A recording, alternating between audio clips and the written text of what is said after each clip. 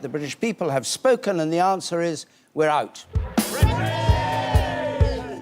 It's a victory for ordinary people, decent people. It's a victory against the big merchant banks, against the big businesses, and against big politics. I will do everything I can as Prime Minister to steady the ship over the coming weeks and months. But I do not think it would be right for me to try to be the captain that steers our country to its next destination. We are well prepared for this.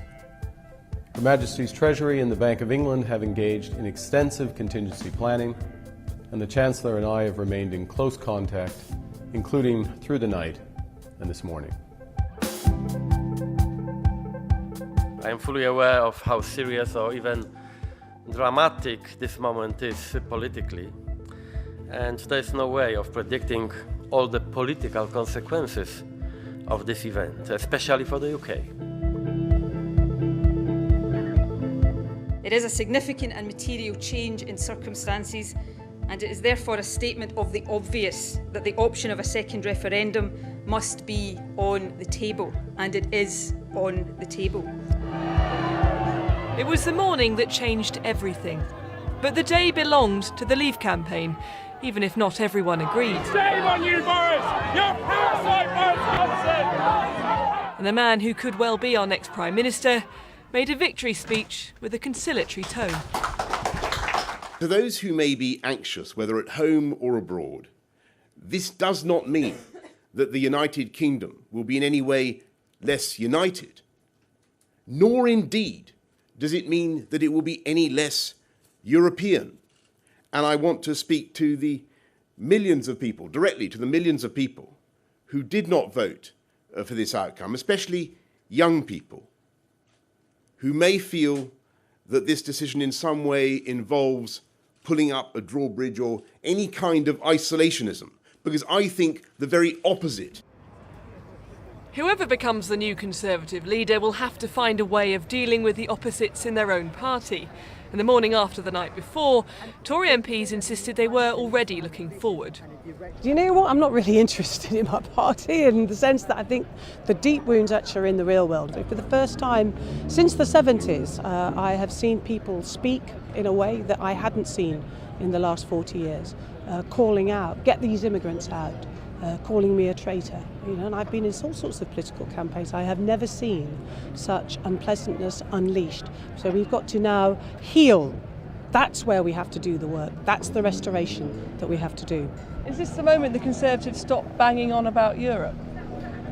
I suppose it might be, yes. Do you fancy yourself as a leader? Well, I'm not going to make any decision about that until we've had a bit of a rest over the weekend. We've had a chance to talk to our colleagues. And obviously, I wouldn't rule anything out. And only if my colleagues thought that there was a chance of reaching over from that Leave side to the other side of the party in what will be a healing process. All I would say is I hope very much that we do have a woman in the final two. I think that's important in 21st century Britain. Whether it's me, whether it's one of my other brilliant female colleagues, that's going to be for the party to decide. Plenty of talk about the future of the Tory leadership here in Westminster, and there'll be a meeting on Monday of the influential Backbench 1922 committee to discuss just that. And it won't be the only meeting of MPs. The Parliamentary Labour Party will also be having a catch-up with Jeremy Corbyn. That can often be acrimonious, and Monday could be the most acrimonious yet. Right, Cameron's resigned. The Labour leader Jeremy Corbyn watched on when David Cameron resigned. But his leadership was called into question by some of his own MPs. He shouldn't escape blame for the result, they say, and they may vote on a motion of no confidence.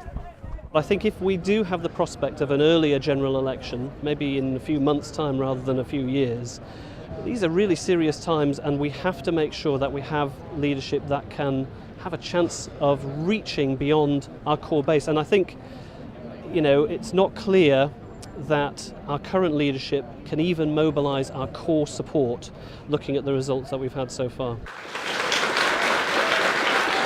Yesterday, Jeremy Corbyn sought to confront his critics, announcing a review of the party's immigration policy and answering questions about his leadership. If there is a leadership contest, will you run again? Yes, I'm here. Thank you.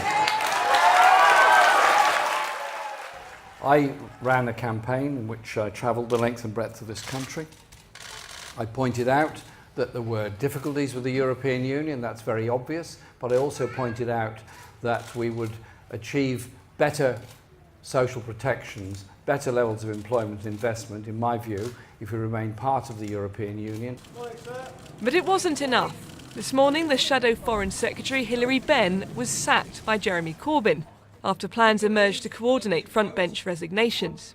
After that, Heidi Alexander, the Shadow Health Secretary, resigned, and it's understood up to half the Shadow Cabinet could follow.